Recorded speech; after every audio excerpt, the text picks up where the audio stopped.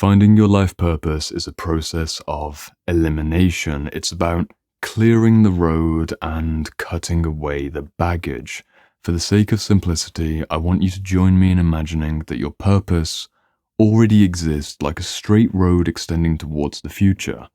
And you have two responsibilities if you join me in this example. Number one, you need to clear out the rubble which is blocking your way. And responsibility number two, realize that you're wearing an invisible backpack full of unresolved emotional damage, and it's best just to drop that and continue straight on. Even wearing that backpack for the sake of drama at the start of this video to hopefully capture your attention, I can already feel the tension in my shoulder and my wrist. Imagine 40 years of resentment, anxiety, depression, and existential dread, all carried on your back, thinking that you're going to be able to not only find your life purpose, but move towards your life purpose with meaningful consistency. It's just not going to happen. Today's video is going to be highly practical. We are going to be looking at this question of purpose and meaning, but I'm not going to fall into the trap that I see repeated throughout YouTube, in the spiritual space especially, that all you need to do is contact your higher self and get into an intuitive sense of knowing where your angels and spirit guides or inner soulful sense of intuitive knowing is going to give you the answer. For the majority of people that I work with, week in, week out in therapeutic space, it is a process of elimination, not a process of adding. We need to identify and then grab and then push away. Identify, grab, push away. It's a cutting, and I'll say it one more time, it's a cutting away. I'm emphasizing that word just to break the spell of needing lots of magical emphasis on something beyond ourselves, when really the fundamental way to find your life purpose is to find what is carrying you downwards and remove it. And then to realize what's in front of you and remove that. It's removing the obstacles, not looking for the destination itself. Because if you have a clear heart and a clear mind and joyful step, you are going to be able to navigate along that path of your purpose with much greater safety, much greater consistency, and you will not only have your eyes wide open, because before you are struggling with this backpack and you're looking at the floor, you then get to look upright, and because there's nothing blocking you, there's no massive boulders and there's no trauma clouding your eyes, you will see. Of course, it's a bit of a dramatic, almost aggressive start to the video, because if you can't tell, I almost don't want to make a video like this because I think life purpose videos are a little bit lame. All you need to do is YouTube search how to find my life purpose, and you will come across a variety of very well-meaning men and women, or at least I hope they have good intentions, and they're sharing stories about the higher self or about how they found their life purpose, and usually it's very sentimental, very emotional, very inspiring, hopefully. That's the point of these videos. But today's question cannot be given that kind of answer. Sid asked me, "Hey Jordan, what did you study in school? Also, what got you interested in this career path? I'd like to know because I'm a student and still figuring out my life purpose." Fantastic. I appreciate that question, Sid, and it's something that we all come to at one point or another, either as a young person deciding where to go with academics or with career, or even someone in their midlife who's deciding a career transition, or maybe even something as dramatic as leaving a family, leaving a relationship, or changing country. There's a whole variety of transitional moments in our life, and I do not think that we are served by searching for more as opposed to cutting away. I studied history, and then I spent 2 years backpacking after graduating my degree, and then fell into this career as something like a therapeutic mentor who does things about trauma work and self-actualization. Was that my purpose? Is this my purpose? Well, I think it is, but the reality is I can't know, and I especially cannot know what your life purpose is meant to be, or what you should study in school, or who you should date, or if you should have a child or not with the certain person that you're currently dating. It's a deeply personal question, but what I can help you with is this idea of clearing your perception and making the path as smooth as possible. In my mentorships, my one-to-one 4-month journeys, it's a deeply intense therapeutic process. more or less the first month with every single person that I work with is a cutting away month. It's cutting away substances, it's cutting away relationships, it's cutting away bad behaviors, it's cutting away misaligned habits, because we can't get to the deeper core of who they really are if there's a false self which is anchored into false behaviors and coping mechanisms and survival strategies. We're not going to be able to peel back those layers if those layers are being reinforced through daily behavior. What happens a month and a half in with working with someone when they've cut away drink and drugs, they've left a toxic relationship, they've made a career change that they've been planning for 5 years, and they've also started consistently practicing the creative work which they knew they wanted to do 10 years ago, but they just couldn't find time to pick up the paintbrush or go to the dance studio. We start to get more in contact with who they actually are. But I can't say to them, this is who you actually are, when all I have is the persona which is presenting and maybe the odd intuitive hit of who they might be beneath the mask. We need to see beneath ourselves, and to see beneath yourself and get an answer to a seemingly simple question like, what should I study in school? Maybe it's better to go down the negative path first, which is, what do I definitely not want to study in school? For me, when I was given this choice between why history degree, at the end of college in the UK, you do 3 subjects usually. So I had business, computer science, and history. I hated computer science because I found it way too disembodying and unenjoyable. I didn't enjoy the people that I was with. I didn't like the idea of who I would become if I went to university and ended up in, nothing against computer science, but for me, the average stereotype of the man who goes and does computer science at university was not what I wanted to become.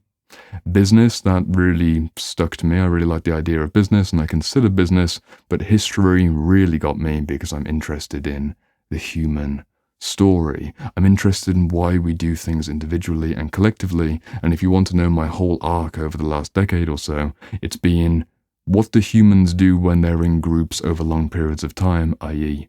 world history, and then over the last 4 or 5 years it's been what do humans do internally as individuals in relation to their environment. I've gone from the wide to the narrow, and now my work is defined by one-to-one space rather than one-to-many or abstract understandings of historical events that happened before I was born. It's much more fulfilling to be in a lived relationship with humans. That's beside the point. The reason that I chose history is because it was the best option out of the other options, and cutting away business, cutting away computer science, and cutting away going into work. That was the one that was left. And it felt really good, and I did really well, and it was really enjoyable. It wasn't that complex. What did I do after university? I spent 2 years traveling full-time. I lived as a backpacker. I did volunteer travel, which involved me going to different farms and off-grid locations, different communities around Europe, and I did 20 volunteer placements over 2 years, staying roughly between 3 weeks and 2 months at one place. Sometimes I was in Germany, sometimes I was in Portugal, went to Morocco, went to Ireland. Where else did I go? It's amazing how I can't remember. Isn't that interesting? It all blurs together because if you're in a farm somewhere, then it's a farm anywhere. It's just expats and a variety of internationals doing off-grid conscious living, and you get to see all the problems behind the scenes. That's a whole nother video. The point is, I went and did 2 years of backpacking because I wanted to get into my body, have the time to heal myself, and fundamentally learn some skills. I wanted dirt beneath my fingernails, and I knew I wanted dirt beneath my fingernails because what I definitely didn't want, the rubble that was in my path, was being in the office at university with my eyes feeling like they're bleeding out of the sockets from the fluorescent lights in the ceiling. I felt so isolated. I felt fundamentally alienated from my body because I'm tip constantly like this. This constant frenetic energy destroyed my soul. I hated it. I was so thoroughly depressed by the time that I finished university that despite the fact that I did the best out of everyone in the year and graduated with the highest ranking history degree, I was fundamentally suicidally depressed, and I didn't go away at least for another year of really intentional, really intense inner work and self-healing. And I did that by cutting away the environment which didn't work for me. My way of finding my path wasn't, I'm going to go towards being a coach, therapeutic support kind of person. It was, my eye is hurt. I hate this experience of being in an office.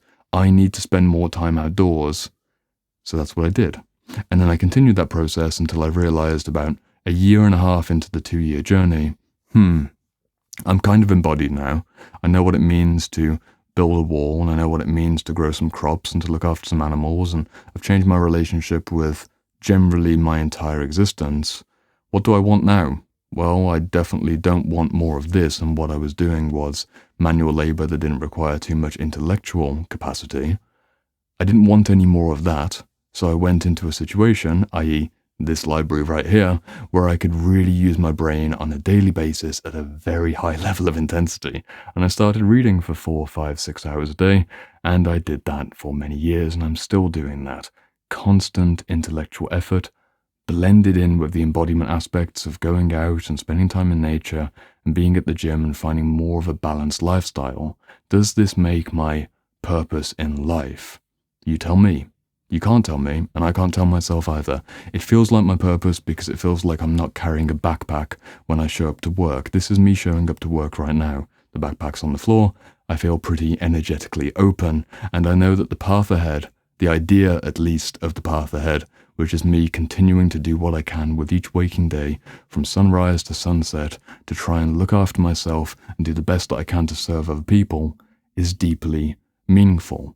I truly adore and appreciate the attention that I'm given to try and give back to the world in a way that hopefully honors my giftedness of being able to read the way that I read and being able to articulate, and use that to support other people rather than purely selfish goals. Because how do I negatively know that that doesn't work? Well, I realized what happened at university when I used all of that intelligence and kind of bookishness just for my own personal gain.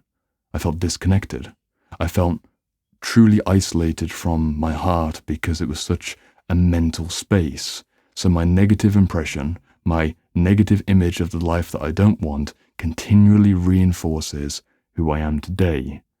It arguably was irrelevant what I studied at university, apart from the fact that I learned how to read books and learned how to educate myself, which is what any humanities degree will do for you. Anything like history, English, even something like, well, I was going to say psychology, but there's issues within that space overall. We don't need to go into the university space. The point that I'm trying to emphasize is that you need to clear out the rubble and you need to cut away the baggage. For me, it's not much of a rubbly process and not much of a burdened, baggagey kind of feeling to show up and do this work on a daily basis.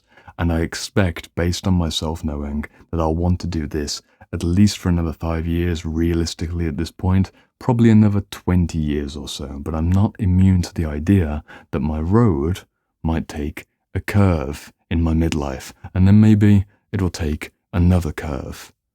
But what I'm counting on is my ability to move freely, to be able to quickly turn because a pothole suddenly appeared, because I'm not weighed down by the trauma of an inherited idea from my mother or my father about the career path that I need to go on to be successful, which means, translated, to be worthy of my love as a parent.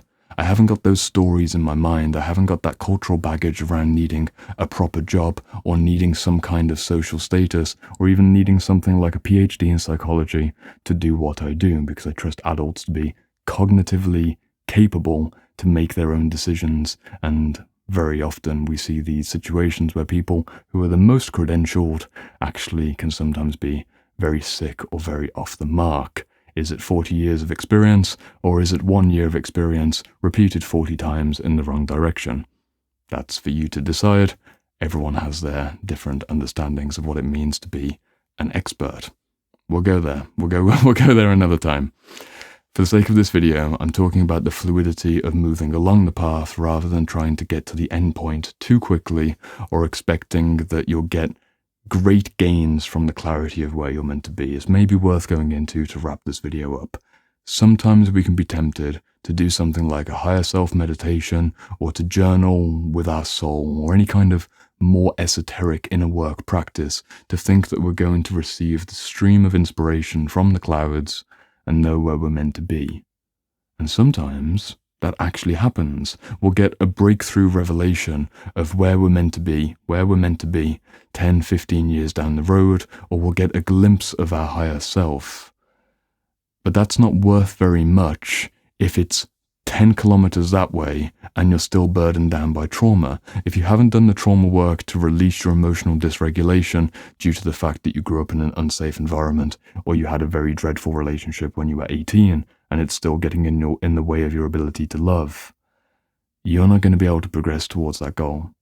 It's almost going to be worse in some ways that you saw that that's what it could be, and here you are once more moving at half a mile per hour, repeatedly stopping, not being able to look up. You remember that it was there, but your neck is literally crunched over, and you can't even look up anymore.